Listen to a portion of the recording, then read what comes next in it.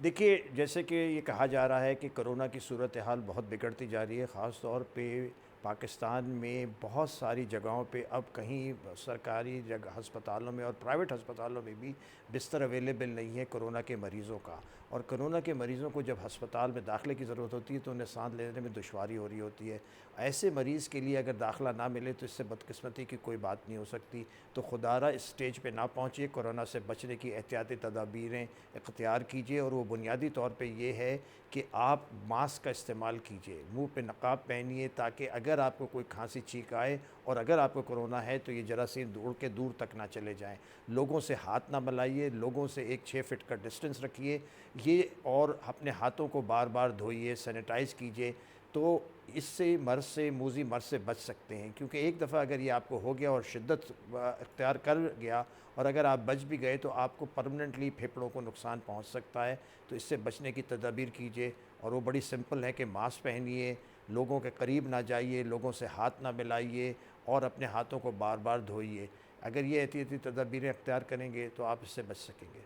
देखिए, कोरोना का ये है कि जिन लोगों को कोरोना हो गया, जिस दिन से उनको अलामतें शुरू हुई उससे 10 से 14 दिन तक ये दूसरे को लगा सकते हैं। तो इन 10 से 14 दिन तक खुदारा अपने आप को सेपरेट रखें दूसरे लोगों से। अक्सर लोगों को होता ये है कि वो अपने आप को ये अस्यूम कर लेते हैं कि नहीं जी, मुझे तो नज़ला ज़ुकाम है, मुझे तो मौसमी बुखार है, मुझे तो वायरल फ़ीवर है, मुझे तो टाइफाइड है। देखिएगा, याद रखिएगा, अगर कोई भी किसी को भी बुखार आ रहा है इस ज़माने में, तो सबसे पहला काम उसे ये करना चाहिए कि घर वालों से अपने आप को अलग कर ले, क्योंकि एक को हो, हम देख रहे हैं कि पूरा पूरा ख़ानदान जो है इससे मुतासर हो रहा है और घर में फिर कोई दूसरे को पानी पिलाने के भी काबिल नहीं रहता है। तो इसलिए किसी को भी अगर बुखार या नज़ला ज़ुकाम या खांसी की अलामतें, में दर्द हो, तो फ़ौरन अपने आप को अलग कर ले। कुछ लोगों को पेट की भी अलामतें बहुत कॉमन होती हैं, यानी किसी को डायरिया हो जाए, किसी को लूज़ मोशन होने लगें, तो उसे भी अपने आप को फ़िलहाल अलग कर लेना चाहिए। एक और अलामत जो हम देख रहे हैं वो सूंघने की सलाहियत ख़त्म हो जाना। बहुत कोई और अलामत नहीं होती, बस सडनली बैठे-बैठे सूंघने की जो उनकी वो जो है हिस्स है वो ख़त्म हो जाती है। इसी तरह से टेस्ट की हिस्स, यानी कि जायके की हिस्स ख़त्म हो जाना किसी को हो, तो उसका मतलब ये है कि उसे कोरोना है और उसे अपने आप को 14 दिन के लिए दूसरों से अलग कर लेना चाहिए।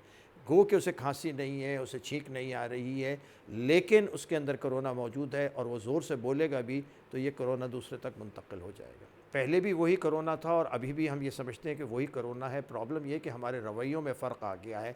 शुरू-शुरू में हुकूमत ने बड़ी कोशिशें की कि किसी तरह से इसको रोका जाए, अवामी मकामात पे पाबंदियाँ लगा दी, शॉपिंग्स पे पाबंदी लगा दी, मैरिज हॉल्स पे पाबंदी लगा दी, स्कूल बंद कर दिए। अब क्या हुआ कि जब कोरोना कम होने लगा और कम हो गया, तो ये सडनली सारी चीज़ें खोल दी गई। दूसरा जो सबसे बड़ी बात है कि मौसम सरमा आ रहा है। मौसम सरमा में जो वायरल इन्फेक्शंस होते हैं, बैक्टीरियल इन्फेक्शंस होते हैं, वो बढ़ जाते हैं। उसकी कई वजूहात हैं, ख़ास तौर पे एक वजह बात ये है कि लोग अपने घरों में रहते हैं, छोटी-छोटी जगहों पे रहते हैं, हीटर्स चलाते हैं जिससे मॉइस्चर ख़त्म हो जाता है और एक से दूसरे को लगने के इम्कानात बढ़ जाते हैं। तो एक तो वजह ये है। फिर ठंडी हवा अगर मुँह को और नाक को लगे तो वहाँ पर खून की सप्लाई रुक जाती है थोड़ी देर के लिए और उससे क़ुव्वत मुदाफ़ियत कम हो जाती है। तो सर्दी में वैसे ही वायरल इन्फेक्शन बढ़ जाते हैं, तो कोरोना भी बढ़ गया है। तो कोरोना की शिद्दत में भी इज़ाफ़ा हो रहा है। फिर एक और इन्फेक्शन जो बिल्कुल कोरोना की तरह से है, जिसे हम इन्फ्लुएंज़ा वायरस कहते हैं, वो भी सर्दियों में बढ़ जाता है। तो ये सब मिल के शिद्दत को बहुत ज़्यादा तेज़ी से बढ़ा रहे हैं।